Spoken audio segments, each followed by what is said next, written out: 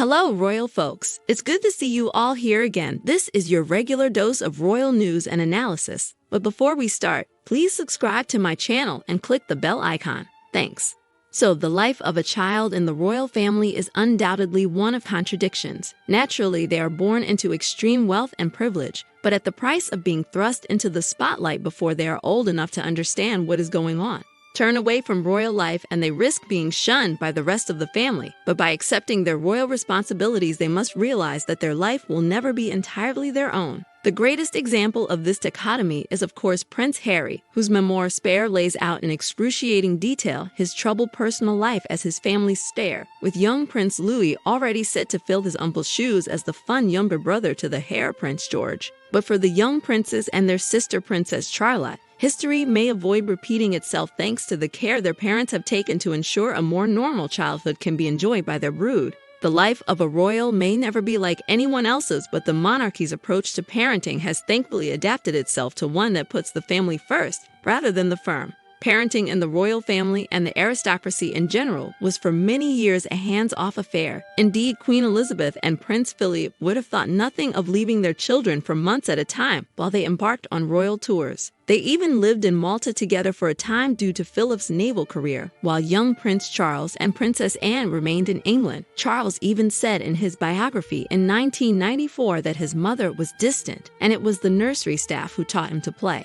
In the last few decades, attitudes have undoubtedly changed, so much so that Princess Kate and Prince William have been criticized for shirking their public duties in favor of being with their children more, by choosing to spend school holidays strictly at home, making sure at least one of them is there for big events, such as George's upcoming exams, and by openly putting their family first. Kate and William are laying the foundations for a strong future monarchy, demonstrating how important it is to feel loved and supported by those closest to you. Coming from a strong family unit herself, admittedly without the pressures of being royal, the princess is a prime example of how having the right people in your corner is crucial to prepare oneself for such a public role. No matter what happens, her parents will have her back. The cautionary tale here is, of course, Harry, who wrote in his autobiography how his father struggled to be there for his sons after the unexpected death of their mother.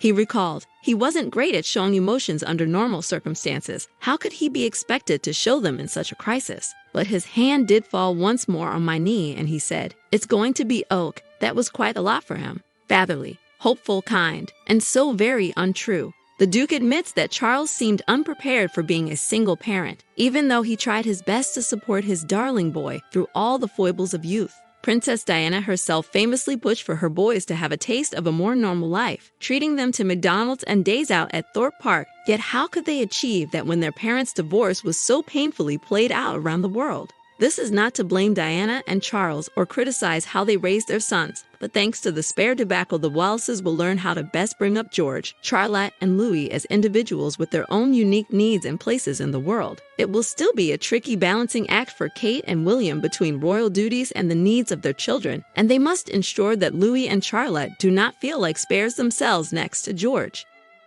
As the eldest, big decisions about George's future are already being made, such as which school is best suited for a future king. The precious family time at home means Louis and Charlotte will hopefully not feel forgotten about. Crucially, they are treated as individuals in their own right with their own interests. For example, Kate and William took Charlotte to the Commonwealth Games last year without her brothers so she could enjoy watching the women's hockey and netball. It's no bad thing for Louis to relax and be the cheeky baby of the family. As in every family, people have their roles, but the critical thing is that his mother and father never neglect to make each of their children feel special and supported, by showing the world proudly that family comes first, no matter what accusations may come their way. The prince and princess are certainly in the right track. So what do you think about this news, guys? Thank you for tuning in to today's discussion. As always, I encourage you to share your thoughts in the comments section below. Stay tuned for more updates on the intriguing world of royalty. Until then, thanks for watching. We'll see you again with some more fascinating news about the royal family. Thank you.